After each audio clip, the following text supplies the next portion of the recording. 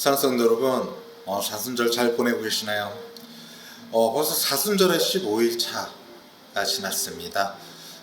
지금 15일 동안 우리가 같이 나누신 말씀, 정말 하나님께서 놀랍게 항상 은혜를 부어주시는 것 같습니다. 오늘도 우리가 같이 말씀을 나눌 때 주님께서 부어주신 은혜, 우리에게 말씀하시는 그 은혜들, 우리가 또 누리는 시간들 되길 원합니다. 오늘 같이 보실 말씀은 요한복음 6장 10절에서 13절에 있는 말씀입니다. 예수께서 이르시되 이 사람들로 앉게하라 하시니 그곳에 잔디가 많은지라 사람들이 앉으니 수가 5,000명쯤 되더라. 예수께서 떡을 가져 축사하신 후에 앉은 자들에게 나누어 주시고 물고기도 그렇게 그들의 원대로 주시니라. 그들이 배부른 후에 예수께서 제자들에게 이르시되 남은 조각을 거두고 버리는 것이 없게 하라 하시므로 이에 거두니 보리떡 5개로 먹고 남은 조각이 12바구니에 찼더라. 아멘. 오늘 같이 보실 말씀의 제목은 우리가 바라보는 관점이라는 제목으로 같이 말씀 나눌까 합니다. 오늘 본문은 우리가 너무 잘 아는 이야기, 바로 물과 포도주를 만드신 만큼 우리에게 유명한 바로 오병이어의 기적입니다. 우리는 이 기적에 관하여 이야기할 때 다양한 설교를 듣습니다. 어떤 설교에서는 자기의 떡과 물고기를 나눈 아이를 중점으로 나눔을 가질 때도 있고요. 단순히 능력을 행하시는 예수님에 관한 이야기도 나옵니다. 그리고 이 오병이어 기적에 관해서 다양한 해석 또한 있습니다. 대다수의 사람들은 이것이 예수님이 행하신 기적이라 하고, 어떤 사람은 오병이어 사건을 역사적 사실이라기보다는 신앙 공동체의 내에서 하나의 상징적인 이야기나 비유라고 말하기도 합니다. 또 어떤 사람은 아이가 자신의 것을 나누는 것을 보고 부끄러움에 자신의 것도 나누었고 그것이 남아 12바구니가 되었다는 말도 있습니다. 이것은 현장에 없던 우리가 해석할 수 있는 다양한 해석이라고 할 수 있습니다. 하지만 진정 중요한 것은 우리가 무엇을 바라보고 있는가가 더 중요한 것 같습니다. 오늘 본문 직전 요한복음 6장 5절에서 빌립에게 예수님이 묻습니다. 우리가 어디서 떡을 사서 이 사람들을 먹이겠느냐라고 하자 빌립이 대답이 무엇이었을까요? 계산이 빠른 빌립은 각 사람이 조금씩 받게 할지라도 200데나리온이 모자른다고 대답합니다. 왜 예수님은 빌립에게 물었을까요? 아마 예수님은 빌립이 말한 대답을 듣고 싶어 하신 말씀은 아닐 거라고 저는 생각합니다. 예수님이 제자들에게 질문하신 이유는 그들의 믿음을 시험하기 위해서일 것입니다. 예수님이 제자들에게 남자만 5,000명이 넘는 이들에게 먹을 것을 줄 수 있냐 물으신 것은 아직도 세상 관점으로 바라보고 있는 제자들의 마음을 다시 한번 알게 하시기 위함이 아닐까요? 그렇게 예수님은 제자들에게 이 상황을 인지하시고 우리가 어디서 빵을 사서 이 사람들에게 주겠느냐라는 질문을 하시므로 인간의 논리와 계산을 뛰어넘는 하나님의 놀라운 기적을 예고하신 것입니다. 어떻게 보면 기적을 행하시기 전 제자들에게 앞으로 일어날 것에 관한 힌트를 준 것이라고 생각할 수도 있을 것 같습니다. 그렇다면 우리는 오늘 이 오병이어의 사건을 통해 무엇을 발견할 수 있을까요? 먼저 하나님은 인간의 생각과 가치관을 뛰어넘는다는 것입니다. 아마도 빌립과 같은 상황이었다면 너무나도 쉽게 빌립과 같은 대답을 하였을 것입니다. 그런데 여러분, 여기서 우리가 간과하는 게 있습니다. 예수님의 제자들은 예수님이 나타내신 기적을 보았고 경험했으며 또 그가 누구인지를 인지하고 있었다는 것입니다. 이런 것을 알고 있다면 우리가 어떻게 대답하는 게 옳을까요? 일단 예수님이 나에게 뭔가 물었다는 것은 일반적인 답을 원하고 있다는 것은 아니라는 것을 알 수 있습니다. 바로 우리에게 무엇인가 하시기 전 우리에게 교훈을 주시기 위함입니다. 이러한 과정을 거치다 보면 우리는 한 가지 답에 도달할 수 있습니다. 그 답은 아마 다양할 것입니다. 근데 저는 이 설교를 준비하면서 저에게 주신 생각은 무엇이었냐면은 이 설교를 준비하는 과정 가운데 주신 감동은 바로 주님이 할 수 있습니다 라는 대답을 원하시는 것은 아니었을까라고 저는 생각해 보았습니다. 왜냐하면 예수님의 제자들은 직전에 예수님이 행하신 대표적인 사건, 바로 물이 포도주로 변하는 사건을 경험했고요. 그뿐만 아니라 병자를 치유하시고 죽어가던 사람을 살리신 것을 바로 옆에서 목격했던 사람들입니다. 하지만 우리가 잘 알듯이 제자들의 답변, 바로 세상의 관점, 다시 말해 돈 계산에 몰두하였던 것입니다.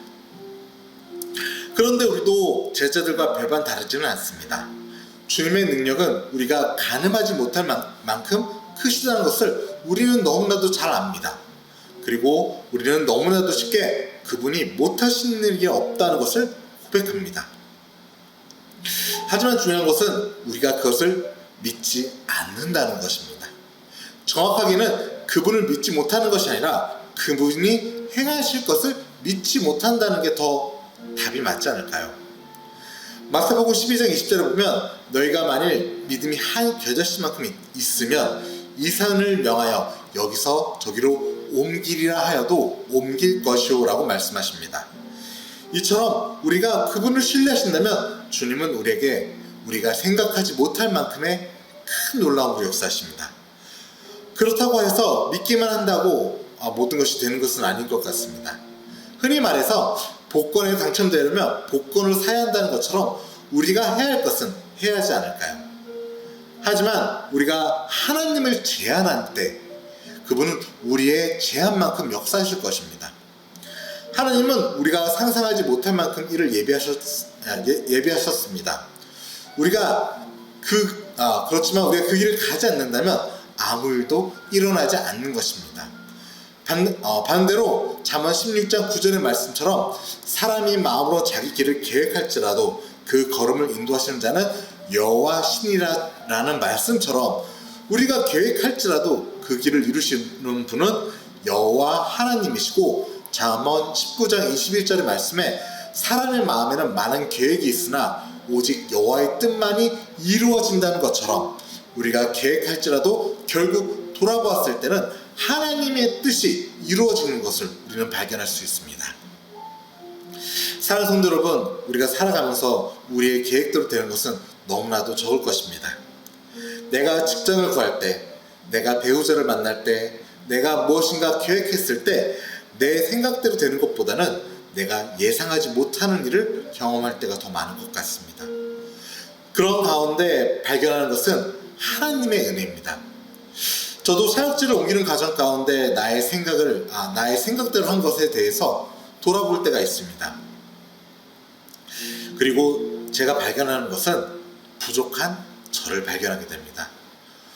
또 깨닫게 하시는 하나님의 은혜도 경험하게 될 때가 많습니다. 우리들은 실수를 통해 하나님의 은혜를 경험합니다. 그리고 우리가 발견해야 하는 것은 우리 앞에 앞서 움직이시는 하나님의 은혜입니다.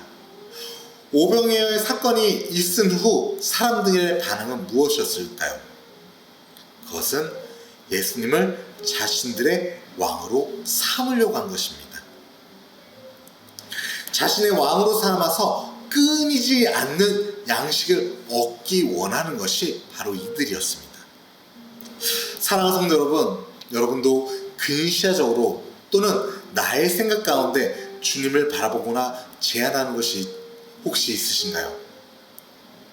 나의 삶의 여정 가운데 뒤를 돌아보면 주님이 주시는 은혜들을 발견할 수 있습니다. 그분은 진정 못하시는 것도 없을 뿐더러 우리를 주의 길로 인도하십니다. 그분 안에 있을 때 우리는 진정한 평안을 누리고 우리가 그분 안에 있을 때 놀라운 은혜들을 경험하게 됩니다. 그런데 내가 그리스도의 모습을 제한할 때 그분은 그만큼 우리에게 행하십니다. 이스라엘 백성이 예수 그리스도에게 원하는 것은 아마 떡과 그리고 물고기였을 것입니다. 그것들을 중심으로 자신들의 주림을 해결하기를 원했을 것입니다. 하지만 예수님은 생명의 떡으로 오셔서 그것보다 더 놀라운 그 은혜를 예비해 두셨습니다. 그들은 그 당시 그것을 취하지는 못했습니다. 하지만 예수 그리스도께서는 그 이후에 있는 세대들에게 그것들을 예비해 두신 것입니다. 우리도 주님께서 우리에게 예비해 두신 것들을 발견하는 성도 여러분들이 되시길 바랍니다. 그러기 위해서는 우리가 주님을 먼저 믿어야 되겠죠. 그리고 주님을 전적으로 신뢰해야 되겠죠. 그리고 나의 생각이 아닌 하나님께서 우리에게 주시는 것들을 구해야 될 것입니다. 사순절 기간 가운데 우리가 주님을 바라보기 원합니다. 바라보는 것에서 멈추는 것이 아니라 우리에게 행하실 일, 우리가 상상하는 것 이상의 행하실 주님의 은혜를 기대하고 경험하시는 여러분들이 되시기 원합니다. 우리에게 행하실 그 놀라움을 기대하면서 하나님께서 이 사순절 기간 행하실 것을 기대하며 바라보시고 그분을 따라 나아가시는 거룩한 성도 여러분들이 되시기를 간절히 바라고 바랍니다. 기도하겠습니다. 사랑하는 하나님, 사순절 기간 주님을 온전히 만나기 원합니다. 하나님, 나는 인간의 생각으로 모든 것을 판단하지만 주님께서는 나의 생각과 인간의 생각을 뛰어넘어서 우리에게 역사하시는 분이십니다.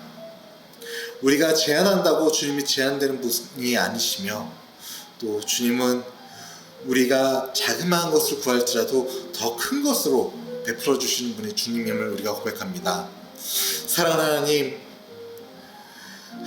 이번 사순절 기간 우리를 깊게 만나 주시옵소서.